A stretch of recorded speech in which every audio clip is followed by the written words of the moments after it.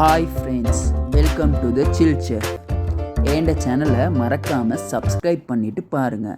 நான் இன்றைக்கி உங்களுக்காக டின் ஃபிஷ் கறி தான் செய்ய போகிறேன். வாங்க செய்ய தொடங்கிடலாம். ஃபர்ஸ்ட் அடுப்பை ஆன் பண்ணிடலாம். ஆன் பண்ணிவிட்டு தாச்சை வச்சுட்டு இப்போ நான் கொஞ்சமாக எண்ணெய் சேர்த்துக்கிறேன். ஒரு 2 டேபிள் ஸ்பூன் மாதிரி சேர்த்துக்கிறேன். இப்போ 1 டீஸ்பூன் அளவுக்கு வெந்தயம் போட்டேன். இது நல்லா பொரிஞ்சதும் ஒரு 3 பச்சை மிளகாய் 2 கீறி வச்சுருக்கேன், அதை போட்டுடலாம்.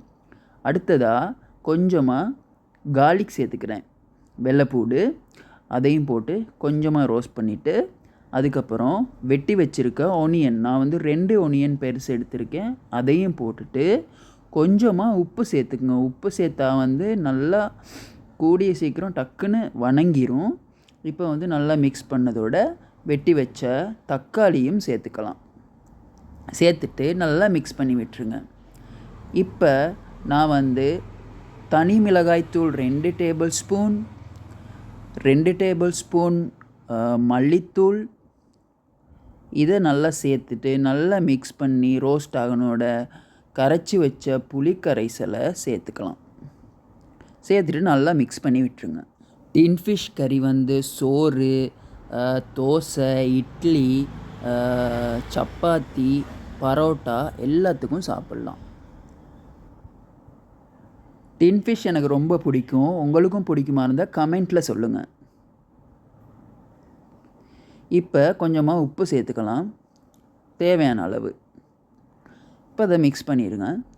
மிக்ஸ் பண்ணிவிட்டு இப்போ டின் ஃபிஷ்ஷை உடைச்சிடலாம். நான் இங்கே கிடைக்கிற பிராண்ட் ஒன்று தான் வாங்கினேன், எதுனாலும் பிரச்சனை இல்லை. இப்போ டின் ஃபிஷ்ஷை உடைச்சிட்டு இதில் சேர்த்துக்கலாம். இப்போ அப்படியே மிக்ஸ் பண்ணி விட்டுருங்க. இப்போ கொஞ்சமாக மிளகு சேர்த்துக்குங்க. மிளகு ரொம்பவே உடம்புக்கு நல்லது. இப்போ அதை மிக்ஸ் பண்ணிடலாம். இப்போ நான் அரை மூடி அளவு தேங்காய் திருவி பால் எடுத்து வச்சுருந்தேன், அதையும் சேர்த்து நல்லா மிக்ஸ் பண்ணி விட்டுருங்க. இப்போ கறி நல்லா கொதித்தோடனே டின் ஃபிஷ் கறி ரெடி ஆயிடுச்சு. இப்போ ஸ்டவ்வை ஆஃப் பண்ணிடலாம். மறக்காமல் என் சேனலை சப்ஸ்கிரைப் பண்ணுங்கள், என்னைய ஃபாலோ பண்ணுங்கள். மறக்காமல் கமெண்ட்டும் லைக்கும் பண்ணுங்கள். தேங்க்யூ ஃபார் வாட்சிங்.